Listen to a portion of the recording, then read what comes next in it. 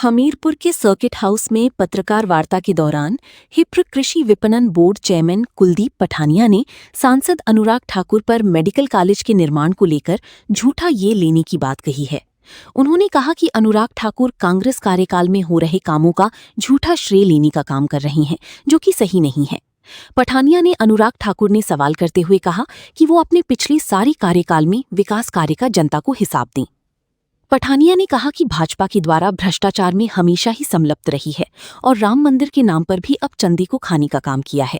उन्होंने कहा कि राम मंदिर बनाने के लिए 1993 में निर्माण के लिए करोड़ों रुपए इकट्ठा किए गए थे, उसका कोई हिसाब नहीं दिया। उन्होंने कहा कि भाजपा के लोग भगवा पहनकर मंदिर का निर्माण किया है और अब चंदी को लूटने का काम कर रहे हैं।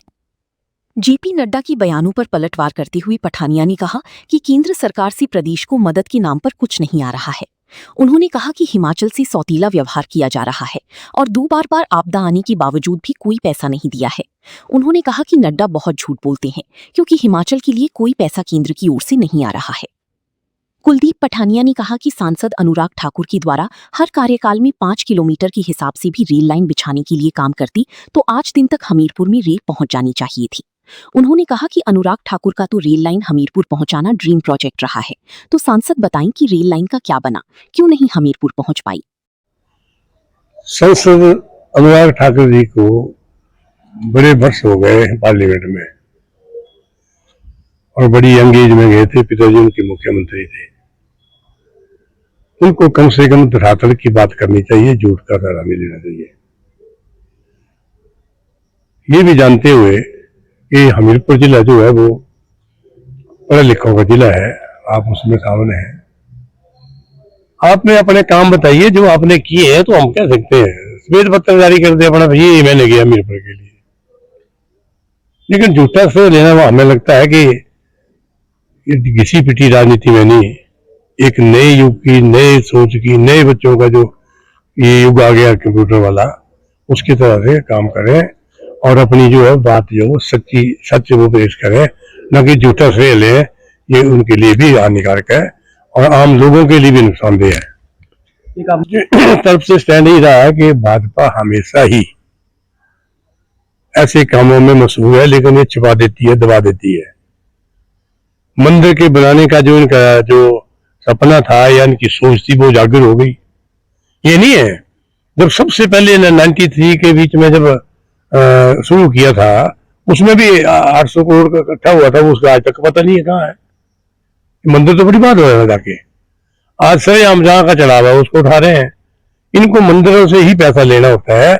ये हमेशा ही भगवा वस्त्र पहन के राजा रावण को ने जो सीता को क्या करना था, अपहरण करना था, तो उसने भी साधु का वेश बदला था और ये भी साधु का वेश बन के भगवा वस्त्र पहन के मंदिर का निर्माण किया और ये राजा रावण की तरह ये वहां मंदिर का जो धन है उसका अपहरण कर रहे हैं।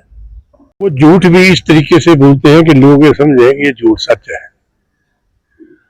एक बहुत बड़ा झूठ है भी आ गया।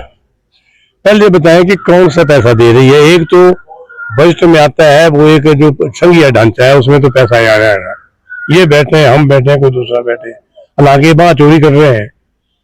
हिमाचल से जो सतीला व्यवहार कर रहे हैं। 2 बार हमारी आपदा आई, उन्हें 2 बार हमने पैसा मांगा, 1 पैसा नहीं उन्होंने दिया। कितने ऐसी हैं ये हिमाचल में होते हुए भी, हिमाचल के सांसद होते हुए भी और ऑल इंडिया लेवल पे अध्यक्ष होने के बावजूद भी अगर इस तरह झूठ बोलते हैं तो बड़ी हैरानी की बात है। अनुराग ठाकुर कहते थे कि मेरा ड्रीम प्रोजेक्ट है। ये आपको आपके अखबारों में और आपके टीवी में जहाँ मीडिया में पढ़ते थे और बोलता भी थे। अब यही पूछा उनको कि आपके 20 वर्ष हो गए, अगर 5 किलोमीटर भी हर सरकार हर साल निकालते तब भी सपा पहुंच जानी थी आज तक। तो उस आपके ड्रीम प्रोजेक्ट का क्या हुआ कि कहीं रात के सपने आने की वजह से सुबह तक वो खाली हुआ, तो वही तो सपना हुआ है हमारे लिए। तो वही सपना लगा जैसे रात को सपना आया है। तो सपने दिखाने भी बंद करें, वो काम के ऊपर अपना ध्यान बांटे और उसके ऊपर जो प्रदेश में और जिले में अपनी जो साख बनाए। ये 7 आदमी हैं, MP है हमारे वहाँ। आप बताओ कि आपने कितने बार उनके पास जाके प्रधानमंत्री के पास अपना ये आपदा का जो पैसा उसके लिए बोला।